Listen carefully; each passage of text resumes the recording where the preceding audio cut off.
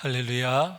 5월 28일 목요일입니다. 오늘도 날마다 기쁨의 예배, 주님과 신나는 동행에 함께하는 유신가족 여러분 사랑하고 축복하고 환영합니다. 함께 신앙 고백하면서 오늘의 예배 시작합니다. 전능하사 천지를 만드신 하나님 아버지를 내가 믿사오며 그 외아들 우리 주 예수 그리스도를 믿사오니 이는 성령으로 잉태하사 동정녀 마리아에게 나시고 본디오 빌라도에게 고난을 받으사 십자가에 못 박혀 죽으시고 장사한 지 사흘 만에 죽은 자 가운데서 다시 살아나시며 하늘에 오르사 전능하신 하나님 우편에 앉아 계시다가 저리로서 산자와 죽은 자를 심판하러 오시리라. 성령을 믿사오며 거룩한 공회와 성도가 서로 교통하는 것과 죄를 사하여 주시는 것과 몸이 다시 사는 것과 영원히 사는 것을 믿사옵나이다. 아멘. 함께 찬송하겠습니다. 382장 너 근심 걱정 말아라 주 너를 지키리. 함께 찬송합니다.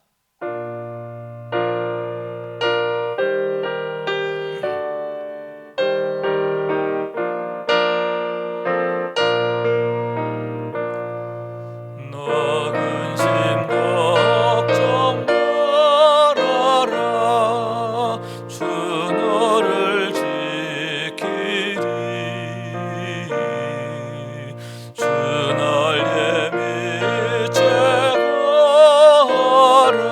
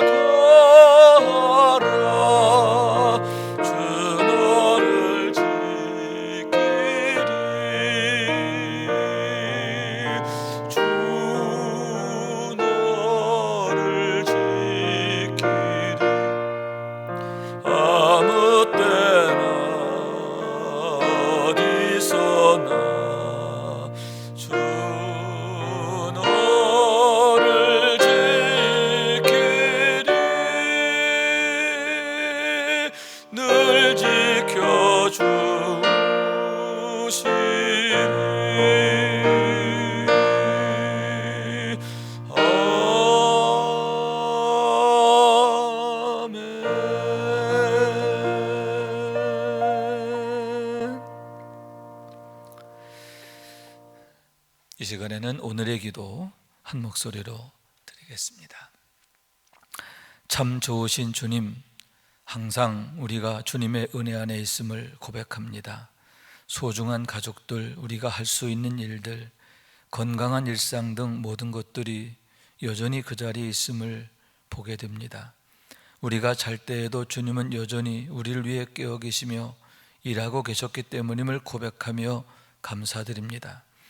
오늘도 우리의 마음을 하나님의 평강으로 채워주소서. 모든 아름다움을 보고 즐거워할 수 있게 하시며 우리를 향한 주님의 사랑의 손길이 얼마나 따뜻하고 얼마나 섬세한지 깨닫고 기뻐하게 하소서. 또한 함께 일하는 이들을 향한 하나님의 사랑을 보게 해주셔서 주님처럼 친절히 대하게 하시고 축복하게 하시며 우리들로 하여금 이웃들에게 대하여 복이 되게 하옵소서. 주님 사랑합니다. 오늘도 우리와 동행하시는 예수 그리스도의 이름으로 기도드립니다. 아멘. 오늘 우리에게 주시는 하나님의 말씀은 신명기 25장 1절부터 10절의 말씀입니다. 제가 받들어 읽겠습니다. 사람들 사이에 시비가 생겨 재판을 청하면 재판장은 그들을 재판하여 의인은 의롭다 하고 악인은 정죄할 것이며 악인에게 태형에 합당하면 재판장은 그를 엎드리게 하고 그의 앞에서 그의 죄에 따라 수를 맞추어 때리게 하라. 40가지는 때리려니와 그것을 넘기지는 못할지니 만일 그것을 넘겨 매를 지나치게 때리면 내가 내 형제를 경히 여기는 것이 될까 하노라. 곡식 떠는 소에게 망을 씌우지 말지니라. 형제들이 함께 사는데 그중 하나가 죽고 아들이 없거든 그 죽은 자의 아내는 나가서 타인에게 시집가지 말 것이요 그의 남편의 형제가 그에게로 들어가서 그를 맞이하여 아내로 삼아 그의 남편의 형제된 의무를 그에게 다 행할 것이요 그 여인이 낳은 첫 아들이 그 죽은 형제의 이름을 잊게 하여 그 이름이 이스라엘 중에서 끊어지지 않게 할 것이니라.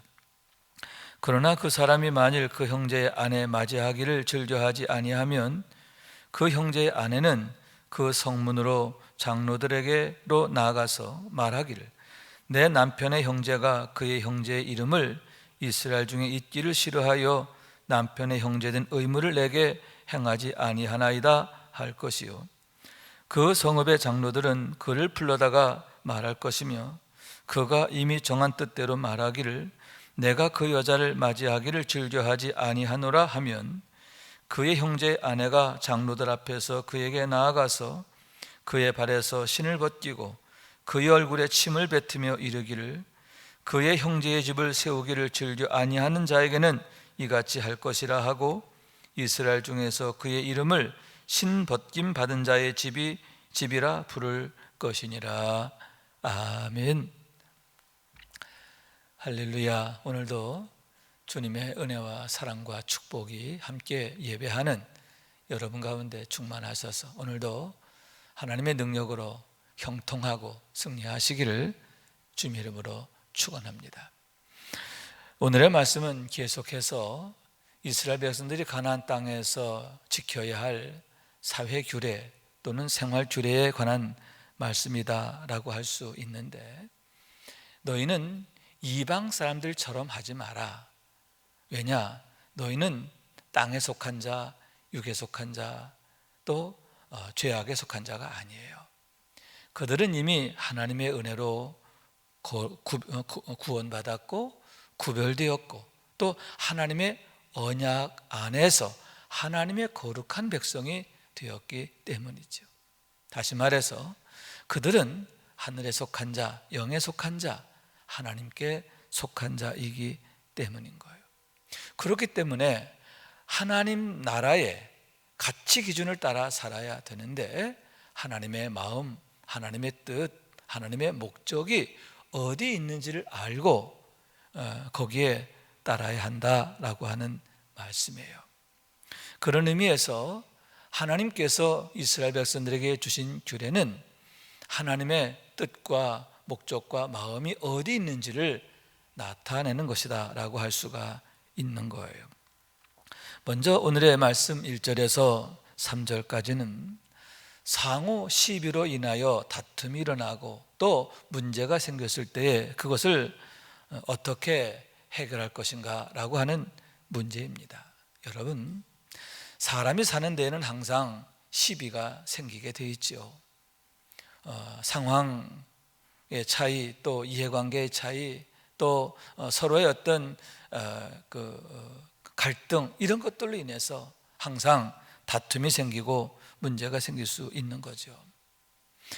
그런데 그런 문제를 그들 스스로 알아서 해결할 수 있다면 참 좋겠지요. 그러나 그럴 경우에는 오히려 더욱 억울한 일, 부당한 일이 생기게 되는 것을 보게 됩니다. 왜냐하면 가진 자와 그렇지 않은 자, 세력이 있는 자와 그렇지 않은 자에게는 분명한 힘의 균형이 차이로 인해서 억울한 일, 또 어그러지는 일이 생길 수가 있기 때문인 거예요. 그래서 하나님께서 분명히 말씀하시는 것은 그러한 시비가 있을 때에 재판장에게 나아가서 옳고 그름을 가리라, 이렇게 말씀하고, 또 하나님께서 이스라엘 백성들을 위하여 그렇게 재판하는 자를 세우셨음을 보게 되는 거예요. 여러분, 구약성서에 보면 사사기라는 게 있죠. 사사기라고 하는 것, 그게 다른 번역서에 보면 판관기라고 되어 있기도 합니다. 사사란 뭐냐? 여러분, 사사는 정치 지도자가 아니에요.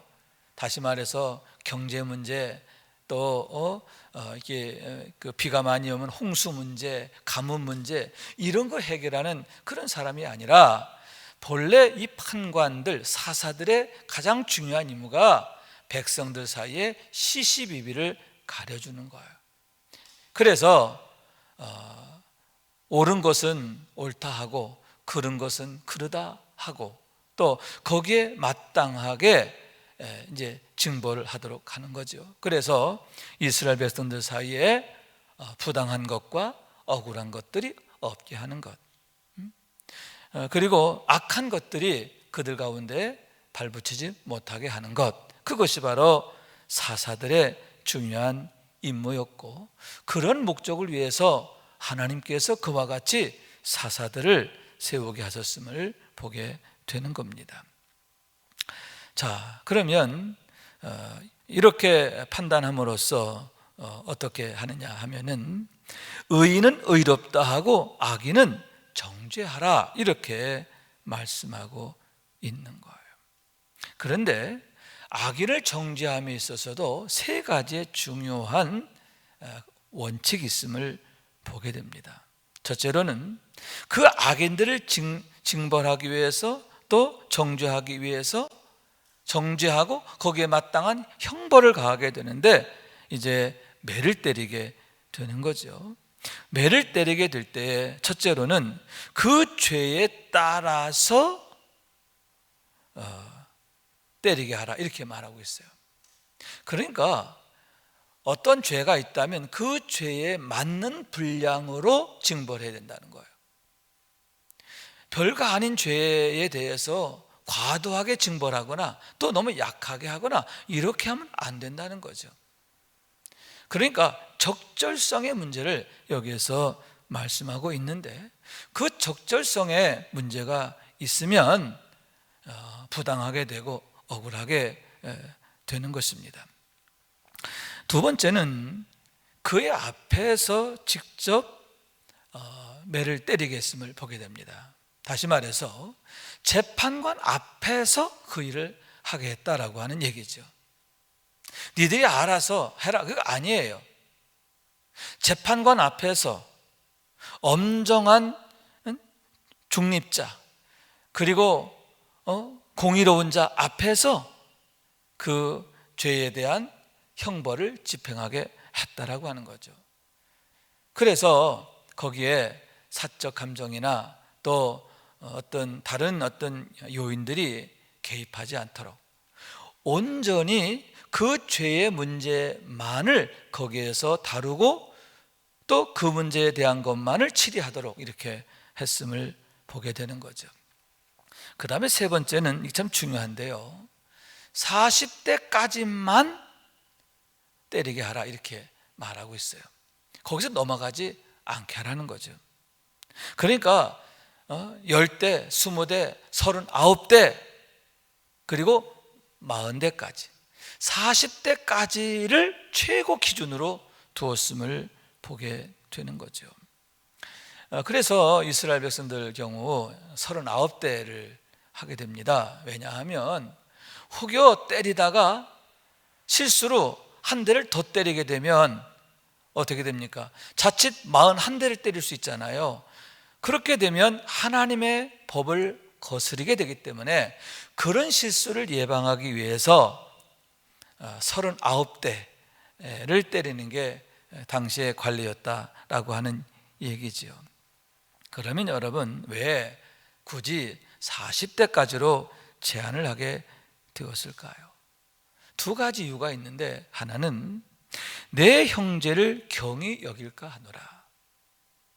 무슨 얘기냐 하면, 그 이상 때려서 너무 과도하게 징벌함으로 해서 사람들이 그를 천히 여길까, 멸시하게 되고 함부로 하게 될까, 그것을 염려함이라 이렇게 말씀하고 있는 거죠. 그러면서 여기서 하나님께서 말씀하신 내 형제를 이렇게 말하고 있거든요. 혹여 어떤 실수를 하고 또 죄를 지어서 벌을 받는다 하더라도 그가 내 형제라고 하는 사실을 잊지 말라는 거예요. 그 형제됨의 관계가 파괴되지 않도록 해야 한다는 거죠. 자칫 과도한 형벌로 인해서 그 형제됨의 관계가 파괴되는 것, 그것을 하나님께서는 경계하셨음을 보게 되는 거죠. 요즘에 인격살인이라는 말이 많죠. 어떤 실수를 하면 그 실수를 빗대어 가지고 그 사람의 막 가족들을 공격하고 인성을 공격하고 또 그 사람의 뭐 여러 가지 사생활을 막 또 들추어내서 막 비난하고 이런 경우 있잖아요. 잘못된 거예요. 하나님의 법에 어긋나는 거고, 또 우리의 사회 상규에 있어서도 그건 옳지 않은 거예요. 오늘 말씀에서 하나님이 이스라엘 백성에게 엄히 말씀하시는 게 뭐냐, 그는 내 형제라는 거예요. 내 형제이기 때문에 그 형제로서의 그런 하나님 백성으로서의 그 고귀함과 아름다움과 또 그 축복됨을 잃어버리지 않도록, 그것이 깨어지지 않도록 주의하게 하셨음을 보게 되는 거죠. 두 번째 이유는 뭐냐 하면은, 여러분, 성경에서 40이라고 하는 수는 연단의 숫자지요. 그죠? 이스라엘 백성들이 40년 동안 광야 생활하잖아요. 그 광야는 하나님의 연단의 과정이에요. 그와 같이 여러분, 하나님께서 실수하고 잘못함으로 해서 징벌을 하지만 그 징벌의 목적이 그를 상하게 하는 게 아니라는 거예요. 그를 망가뜨리는 게 아니에요. 뭐예요? 훈육을 통해서 바로잡고 그를 다시 일으켜 세우기 위한 목적임을 보게 되는 거죠. 전 여기서 하나님의 마음, 하나님의 뜻이 어디 있는가 하는 걸 보게 되는데, 이스라엘 백성들을 고치시고 그들을 더 건강하게 세우기를 원하시는 하나님의 마음이 거기 있음을 보게 되는 거죠. 다시 말해서 부모의 마음이다, 아버지의 마음이고 어머니의 마음이다, 이렇게 말할 수 있는 거예요. 여러분, 이러한 재판의 문제, 징벌의 문제에 있어까지 하나님께서는 이렇게 우리를 고치시기를 원하시고 또 새롭게 하기를 원하시고 바르게 세워지기를 원하시는, 그리고 우리가 실수를 극복하고, 아멘, 우리가 실수할 수 있어요. 넘어질 수 있어요. 그러나 실수했다고 넘어졌다고 주저앉아 있거나 망가지는 게 아니라 다시 일어나서 더 씩씩하게, 더 아름답게 성장하고 성숙하기를 원하시는, 그래서 거룩한 하나님의 백성으로 온전히 살아가기를 원하시는 하나님의 목적과 뜻이 여기에 있다라고 하는 거죠. 두 번째 얘기는 곡식 떠는 소에게 망을 씌우지 마라. 이게 무슨 얘기냐 하면 당시에는 곡식을 어떻게 떨었느냐, 이제 수확을 하잖아요. 그런 다음에 이렇게 쭉 깔아놔요. 그러고 나서 가운데 기둥을 세워놓고 소줄을 매놓고 이제 소를 이제 때립니다. 그러면 계속 소가 돌잖아요. 이렇게 해서 돌아요. 돌면서 이삭을 밟으면 그 이삭의 껍질이 벗겨지는 거예요. 그렇게 해서 이제 껍질과 알곡을 이렇게 분류를 하게 되는 거죠. 소가 그 일을 하는 거예요. 소 말 굽으로 그걸 하는 거, 탈곡을 하는 거죠. 그럴 때에 망을 씌우지 마라. 일하면서 그 곡식도 먹게, 그 곡식을 틈틈이 먹게 하라. 그런 얘기죠. 참 하나님의 은혜예요. 심지어는 동물들에게까지도 하나님께서 이렇게 은혜로우신 것을 보게 되는 거죠. 여러분, 이 얘기는 일하는 자에게 마땅한 싹을 주어야 한다라고 하는 그런 의미가 되는 거고요. 이것은 교회에 일하는 사람들에게도 같은 의미로 적용되게 되었음을 보게 되는 거예요. 자, 마지막 세 번째는 계대 결혼에 대한 얘기예요. 형제 중 하나가 죽었어요. 그런데 아들이 없이 죽은 거예요. 그렇게 되면 대가 끊어지잖아요.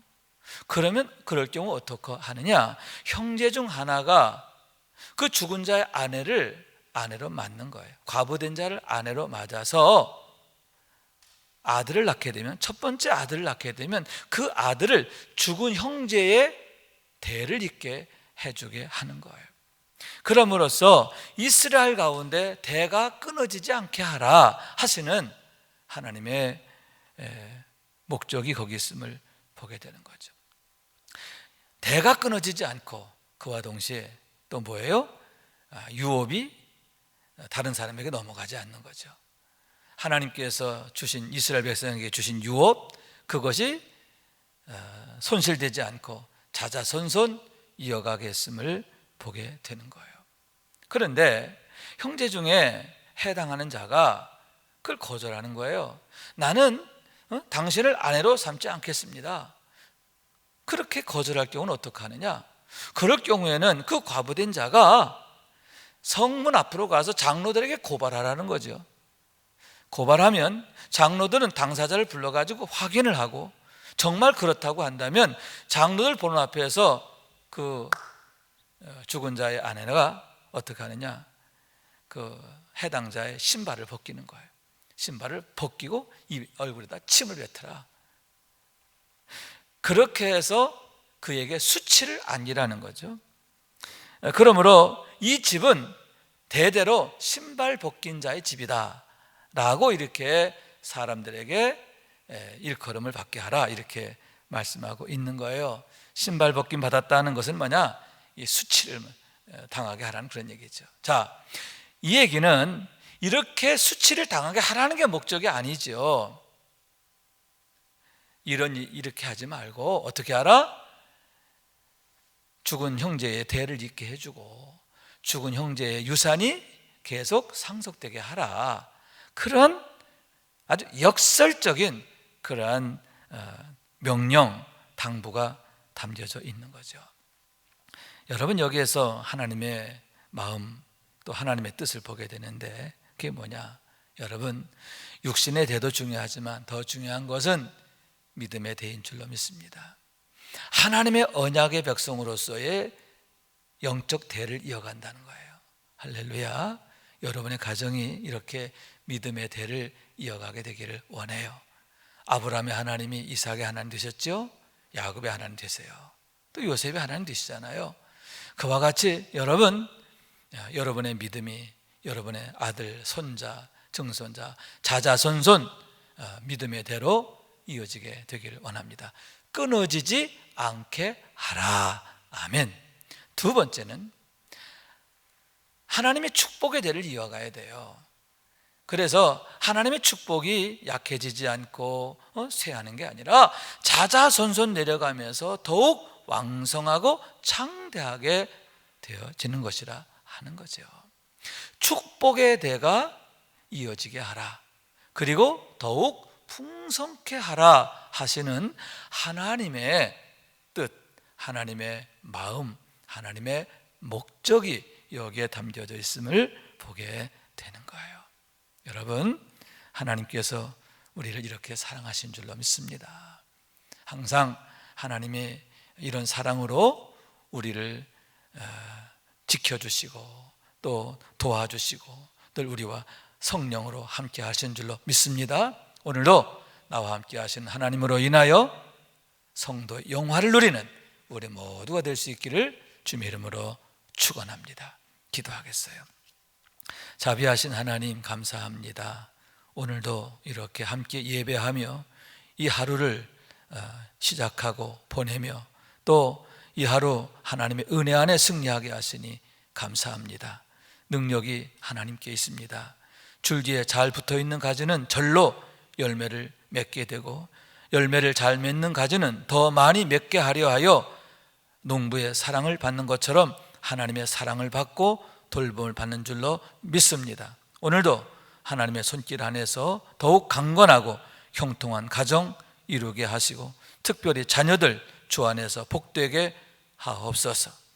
이제는 우리의 구세주가 되시며 대속자가 되시는 예수 그리스도의 구속의 은혜와 아버지 하나님의 사랑과 성령님의 교통하시는 은총이 날마다 기쁨의 예배, 주님과 신나는 동행에 함께하는 유신가족 모두에게 영원토록 함께 하시기를 간절히 축원하옵나이다. 아멘. 유신가족 여러분, 사랑하고 축복합니다.